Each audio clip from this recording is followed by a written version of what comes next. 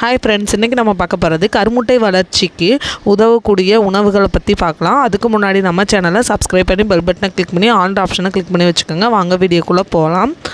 பெண்களோட கருமுட்டையோட தரத்தை வச்சு தான் பெண்கள் கருவுறுதல் நிகழ்வே உருவாகும். முக்கியமாக ஆரோக்கியமான கர்ப்பத்திற்கு பெண்களோட கருமுட்டையோட தரம் நன்றாக இருக்கணும். உங்களுக்கு சீரான மாதவிடாய் சுழற்சிகள் இருக்கணும். அது மணிக்கு கருத்தரித்தல் செயல்முறையிலையும் கருத்தரிக்கும் திறனும் கருமுட்டையோட தரத்தை வச்சு தான் சார்ந்திருக்கு. ஒரு நல்ல தரமான முட்டையில் மரபு ரீதியாகவே இயல்பாகவே 23 குரோமோசோம்கள் இருக்கும் கருமுட்டையில். இந்த 23 குரோமோசோம்கள் குறைவாகவோ அல்ல அதிகமாகவோ இருக்கலாம் ஒரு கருமுட்டையில். அப்போ தான் இந்த முட்டையோட தரம் குறைவதற்கும் இந்த கருவுற்ற பின்னாடி மரபணு சார்ந்த நோய்கள்லாம் குழந்தைக்கு வர்றதுக்கு வாய்ப்புகள் அதிகமாக இருக்குது. அதனால் நான் இப்போ சொல்லக்கூடிய உணவுகளை நல்லா சாப்பிடும் போது முட்டையின் தரம் உயரும். நல்ல முட்டை தரத்தோட அறிகுறியும் இல்லை அந்த முட்டையோட தரம் குறைவாக இருக்குது அப்படின்றதுக்கான அறிகுறிகள் எப்படி இருக்கும் அப்படின்றதையும் பார்க்கலாம். நல்ல முட்டையோட அறிகுறிகள் சமநிலையான ஹார்மோன் அளவுகள் இருக்கணும். வழக்கமான மாதவிடாய் சுழற்சி கரெக்டாக 28 நாளுக்கு ஒரு தடவை வந்துச்சுன்னா உங்களுக்கு கருமுட்டை கரெக்டாக இருக்குதுன்னு அர்த்தம். அது மாதிரிக்கு உங்கள் மாதவிடாய் சுழற்சின் போது உங்கள் ப்ளீடிங் அளவு எப்படி இருக்குது அப்படின்றத வச்சும் கருமுட்டையோட அளவை சொல்லுவாங்க. அப்புறம் உங்கள் உடல் வெப்பநிலை வச்சுமே சொல்லலாம். ஒரு சிலருக்கு முட்டை தரம் குறைவாக இருக்கும்போது அதோட அறிகுறிகள் எப்படி இருக்கும்னா கருத்தரிக்கும் போது ரொம்ப சிரமமாக இருக்கும். அது மாதிரி கருத்தரித்தாலுமே நீங்கள் கருச்சிதைவு ஏற்படுறதுக்கு வாய்ப்புகள் இருக்கலாம். கருமுட்டையோட தரம் குறைவாக இருக்கும்போது உங்களுக்கு மாதவிடாய் வராமல் கூட இருக்கலாம், தாமதமாகலாம். ஒரு சிலருக்கு 2 நாள் தான் ப்ளீடிங் இருக்கும், ஒரு சிலருக்கு அதிகமாக உதிரப்போக்கு இருக்கலாம். முட்டையின் தரத்தை எப்படி உயர்த்தலாம் அப்படின்றத பார்க்கலாம். கருத்தரிக்க முயற்சிக்கும் போது ஐவிஎஃப் சிகிச்சைக்கு திட்டமிடும் போதுமே கருமுட்டையின் தரத்தை மேம்படுத்த நீங்கள் நல்ல ஆரோக்கியமான உணவுகளை சாப்பிடணும். ஆரோக்கியமான தூக்கமும் இருக்கணும். முட்டையின் தரத்தை மேம்படுத்தக்கூடிய 10 உணவுகளை பற்றி இப்போ பார்க்கலாம். ஃபஸ்ட்டு ஒன்று அவரையும் பருப்பு வகைகளும். அவரையும் பருப்பு வகையில் இருக்கக்கூடிய புரதங்கள் உங்கள் ரத்த சர்க்கரையின் அளவை பராமரிக்க ஹெல்ப்ஃபுல்லாக இருக்குது. அது மாதிரிக்கு உங்கள் உடலை கட்டுக்கோப்பாக வைக்கிறதுக்கும் உங்களோட செல்களை புதுப்பிக்கிறதுக்கும் ஹெல்ப்ஃபுல்லாக இருக்குது.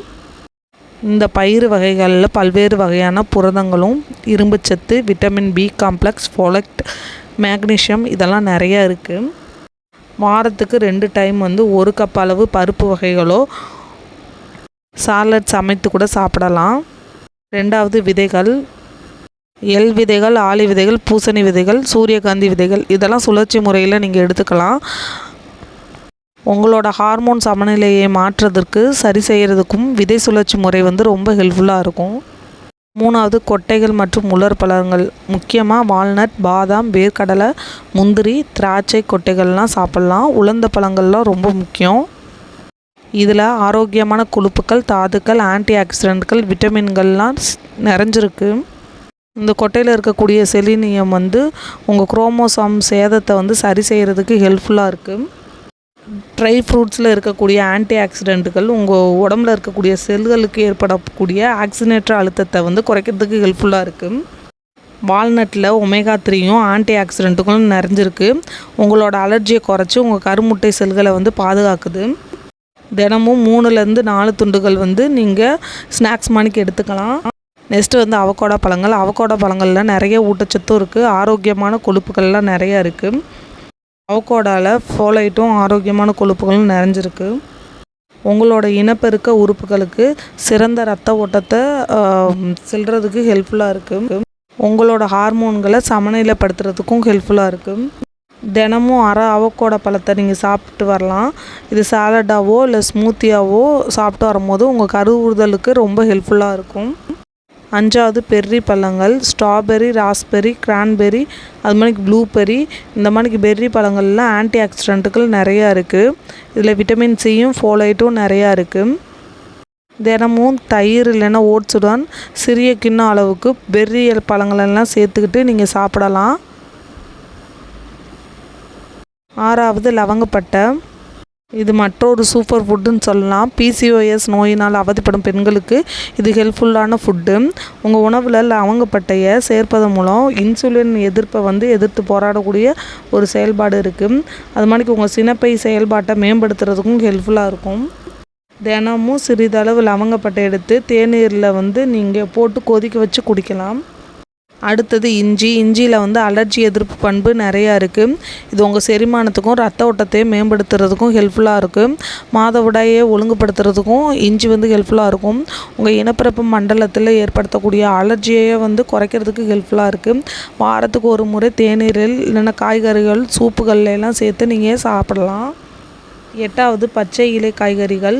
பச்சை இலை காய்கறிகள் என்னென்ன இருக்குன்னா vitamin A, vitamin B, vitamin C, E, அது மாதிரி இரும்புச்சத்து, கால்சியம், கருமுட்டையின் ஆரோக்கியத்தை மேம்படுத்துறதுக்கூடிய ஊட்டச்சத்துக்கள்லாம் இதெல்லாம் கீரையிலையும் ப்ரக்கோலியிலையும் நிறைய இருக்குது. கருவுறுதலை பாதிக்கக்கூடிய குறைபாடுகள் எல்லாம் தடுக்கிறதுக்கு ஃபோலேட் சத்தும் நிறைய இருக்குது. இந்த இதில் தினமுமே ஒரு வேளையோ இல்லை 2 வேளையோ காய்கறி சூப்பு ஸ்மூத்தி வடிவில் எடுத்துக்கலாம். 9வது முழு தானியங்கள். 10வது பால் பொருட்கள். முழு தானியங்கள் சாப்பிடும்போது நார்ச்சத்து நிறையா இருக்குது. அது மாதிரி பால், தயிர் பொருட்கள்லாம் சாப்பிடும்போது உங்களுக்கு எலும்பு வளர்ச்சிக்கு ரொம்ப ஹெல்ப்ஃபுல்லாகவும் இருக்கும். உங்கள் ஹார்மோன் சீரமைக்கவும் ஹெல்ப்ஃபுல்லாக இருக்கும். குடல் ஆரோக்கியத்தையும் மேம்படுத்துது. கால்சியம் நிறையா இருக்குது பாலில். ப்ரோபயாட்டிக்கல் தயிரில் நிறையா இருக்குது. அவ்வளோதான் ஃப்ரெண்ட்ஸ். இந்த வீடியோ உங்களுக்கு பிடிச்சிருந்தா லைக் பண்ணி, ஷேர் பண்ணி, சப்ஸ்கிரைப் பண்ணிடுங்க. Bye friends.